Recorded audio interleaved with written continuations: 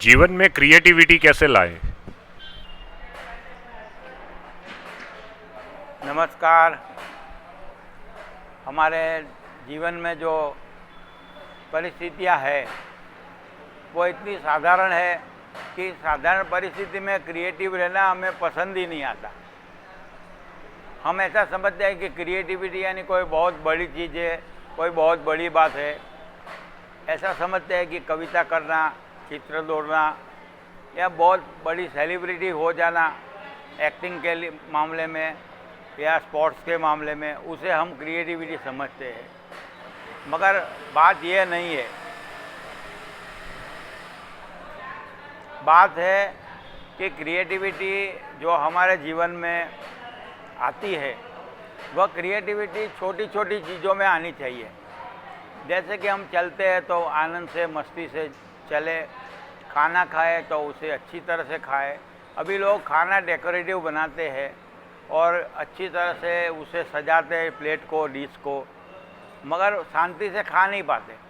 तो शांति से खाना एक क्रिएटिविटी है।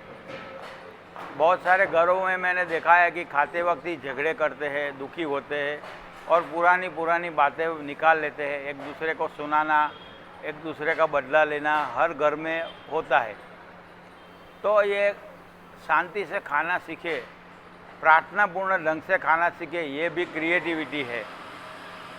दूसरी बात कि हमें कहीं घूमना फिरना हो, चलना हो, आना जाना हो कहीं भी, तो उस समय छोटी छोटी चीज़ों में हम आनंद लेना शुरू करें, वो क्रिएटिविटी है। अपना स्पेयर टाइम में हम संगीत करें, स्पेयर टाइम में हम संगीत सुने, स्पेयर टाइम में हम लिखना पढ़ना रखें, तो उसे क्रिएटिविटी कहते हैं। और इसमें से ज़रूरी नहीं कि वो चीज़ हम छपवाए या हम सेलिब्रिटी बने। अगर आपको पसंद ना आए तो वो बनाया चित्र फाड़ के फेंक दो। लिखा है कुछ, मन में जो कुछ दबा हुआ है वो रख के सिर्फ फेंक दो या उसके टुकड़े टुकड़े कर दो कागज़ के। तो इस तरह से हमारे भीतर जो दबा हुआ भार है वो सारा का सारा निकल जाएगा, उसे एक क्रिएटिविटी कहते हैं। और एक और बात बताऊं कि कलाकार जो है उनमें थोड़ी क्रिएटिविटी एक्स्ट्रा ऑर्डिनरी होती है। तो ये जो कलाकार है उनको एक डर बना रहता है कि मैंने जो लिखा है वो कोई पढ़ लेगा या मेरी जो बनाई हुई चीज़ है कोई छीन लेगा या मेरे चित्र की कोई नकल करेगा। तो इस तरह की काल्पनिक भय की परिस्थिति जो आती है वो अगर आप ध्यान में जाओगे तो ही आप उसमें से मुक्त हो पाओगे, नहीं तो मन में भय, शंका, डर बना रहेगा। तो हमारे भीतर ये चीज़ होनी चाहिए कि भय, डर और शंका, चिंता, उसके दूर करने का उपाय ध्यान है। तो अगर क्रिएटिविटी एक्स्ट्राऑर्डिनरी है तो ज़्यादा ध्यान करना पड़ेगा, क्योंकि आप ज़्यादा सेंसिटिव होते हैं। तो ज़्यादा सेंसिटिविटी जो होती है उसकी वजह से हमारे अंदर पीड़ा भी बहुत होती है। तो जैसे जैसे ध्यान बढ़ता जाएगा वैसे वैसे जीवन में क्रिएटिविटी आएगी। क्रिएटिविटी का सादा सीधा मतलब यही है कि डरे बिना, चिंतातुर हुए बिना, छोटी छोटी चीज़ों को ध्यान में रखते हुए अच्छी तरह से जीवन को जीना, उसे क्रिएटिव लाइफ कहते हैं। तो जो हमारा मेडिटेटिव एटीट्यूड बनाना है लाइफ में, तो मेडिटेटिव एटीट्यूड के लिए सीधी सी बात है कि हम जितने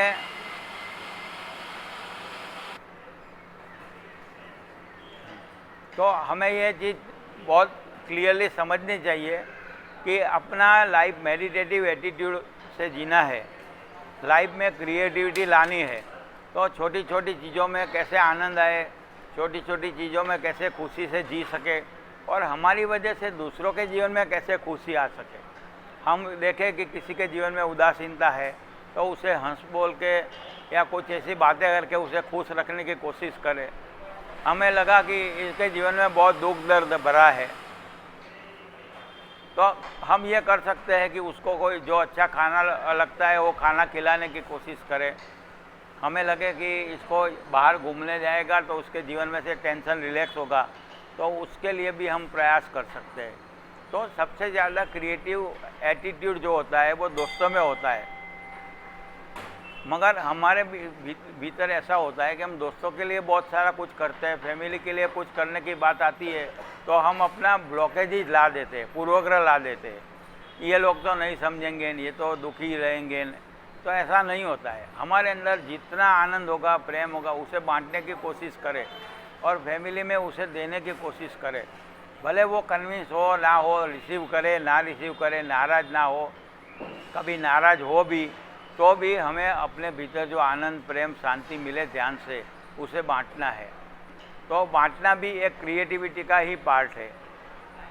आशा रखता हूँ कि बहुत सारे लोग ओशो के बताए प्रयोग करेंगे और इसके साथ साथ महायोगी श्री तंवरिया जी की ध्यान की जो प्रक्रिया है योग की, वो है 3 स्टेप रिफाइनिंग। वो प्रक्रिया को कोई भी आदमी सीख के समझ सकता है। तो उसके लिए आप ढूंढना, प्रयास करना और जो करते हैं वो गहरे जाए, ऐसी शुभेच्छा के साथ यहाँ रुकता हूँ। नमस्कार।